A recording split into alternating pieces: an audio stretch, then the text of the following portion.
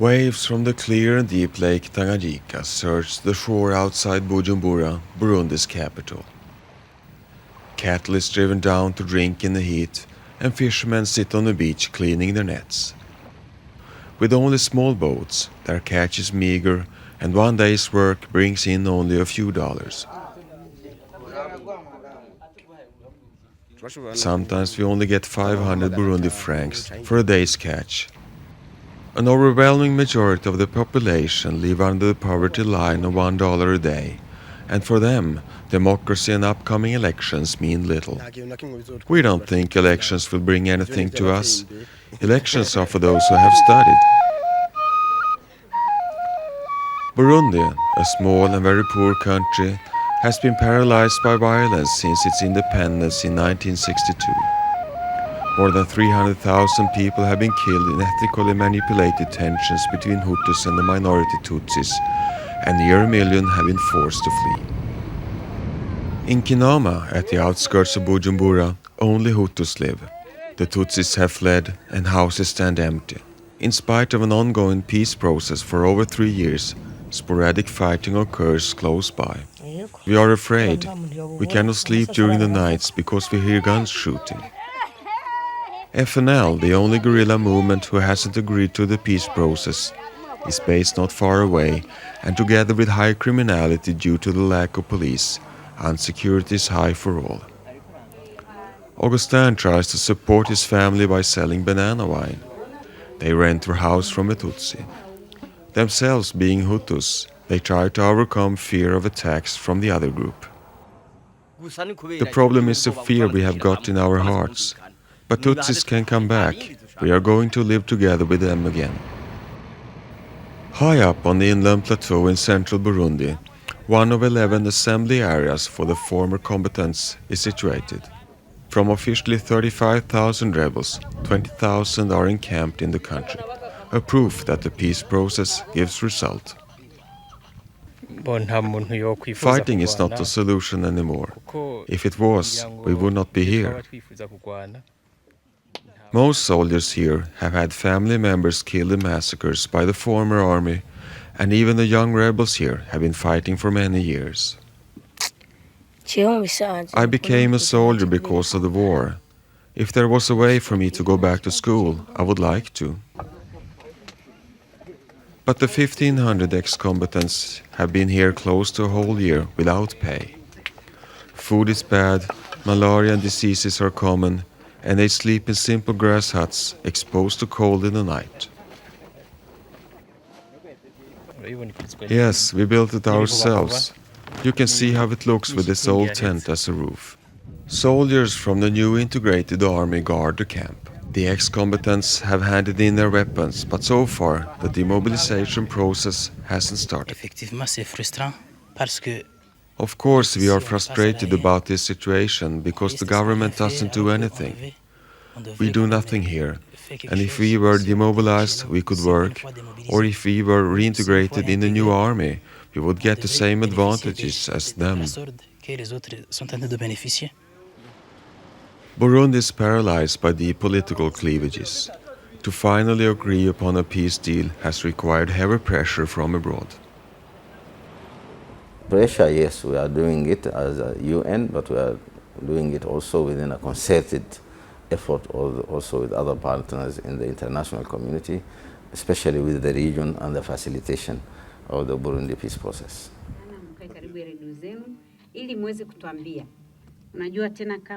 Independent radio is very important, being the primary source of information.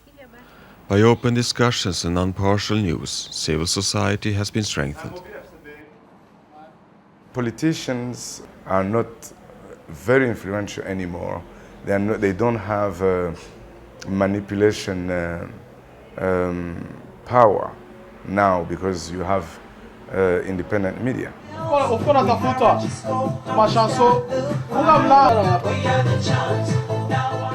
Radio RPA, as well as the other independent stations, steadily increased their listeners, and also the governmental radio and TV has improved journalistically.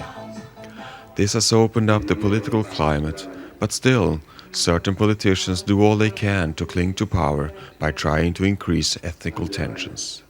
Clean people are scared to go to politics, and the dirty ones are there, and that's why they are playing these ethnicity games.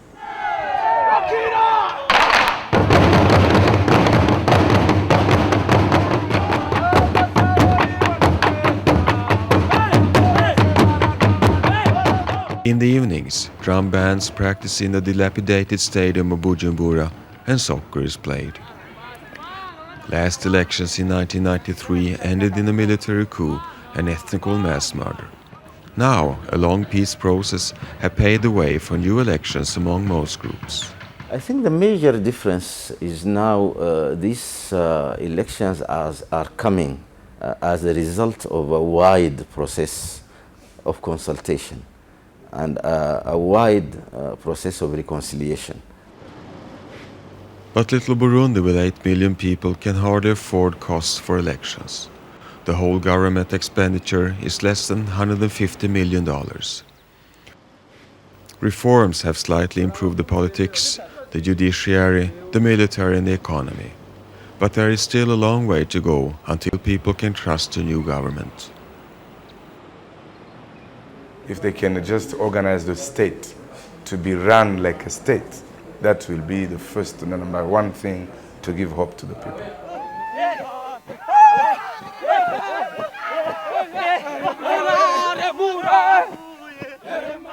In the heat, training produced sweat at Camp Espoir, Camp of Hope.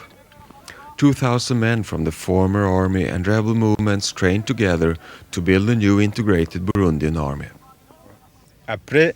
After 1 month of training here in this mission, they will be ready to fight together under one single command.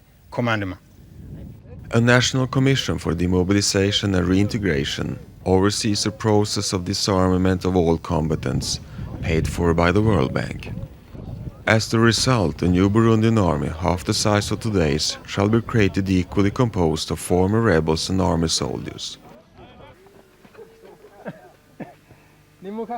Right from the beginning, they had to share tents. We don't come from the same army. There are some men here in this tent from the former Burundian army and some from the rebellion.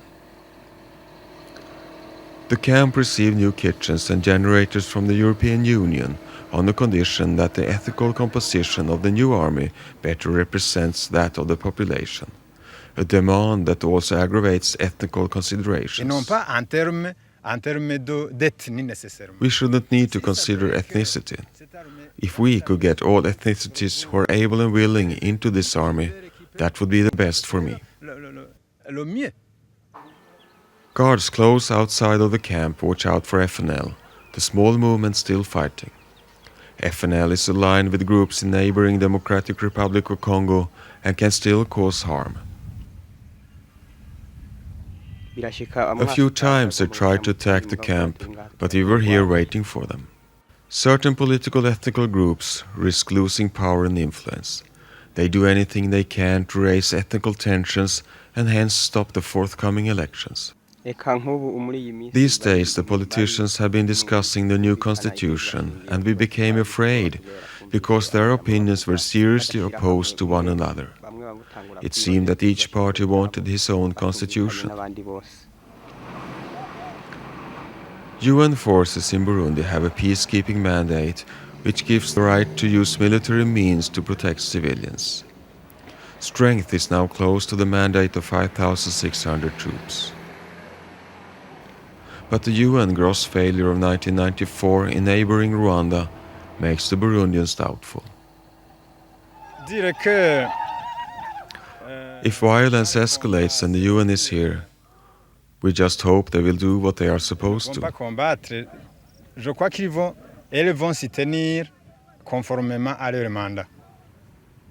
If there is an outbreak of violence, of course, our forces are expected to play their role according to the mandate of the force. Anyhow, increasing stability, in spite of uncertainty regarding the upcoming elections, has made lots of refugees to return. Since 2002, more than 200,000 have arrived, and the figure is increasing. Most come from camps in neighboring Tanzania. When we fled, I closed my house and everything was okay. But you can see how it looks now when we are back. The family came back this autumn after having spent 10 years in Tanzania. Their son got married there and had a child. The conditions were bad in Tanzania, and we didn't have enough food. When some Burundian leaders came to tell us that we are recovering peace, we decided to go back home to Burundi. The family is Hutu, and some of their Tutsi neighbors are back, but close to 1 million still live in displacement camps scattered all over Burundi. There are some Tutsis in the displaced area over there. Yes, we have good relations with them. When some walk up here, they say, "Oh, Margaret, you came back. You're welcome."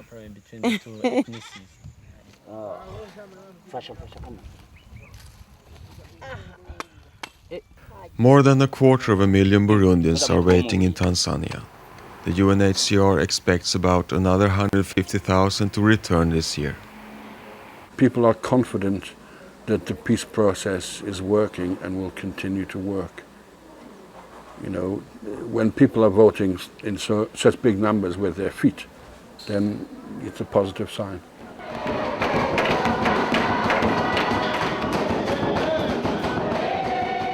Drums, singing and dancing in the church in Karusi, in the middle of Burundi. Hutus and Tutsis pray together, and nobody cares about ethnicity. The difference towards the newly returnees is bigger. Some of them have many years outside in a foreign country, and they need integrating with other people who didn't move. Some of them receive a little help package, but most return to misery in the overpopulated country, almost to starvation. I'm happy to be back here, but I don't know how we will be able to pay for a roof. I used all the money I had to build it. If this house falls down in the rainy season, I have no means to build another. ActionAid, one of many humanitarian organizations, hands out tools enabling people to support themselves and to make a living. Burundi needs conditions to develop its own economy and ease the dependence of agriculture. This process can be fast if stability continues. The whole peace process has been driven forward by long-time efforts by the region, especially South Africa, and shows the willingness by African countries to create common security. If these elections take place in the way we wish they will certainly contribute to peace and stability in the region. But not the least, the people themselves need to be convinced. The dark past of the country still lingers in the memory of most Burundians. I do not want to be forced to flee because of war again. What I want is to have peaceful elections and to live together again in peace. But if those elections will make me flee again, then it's better not to hold them at all.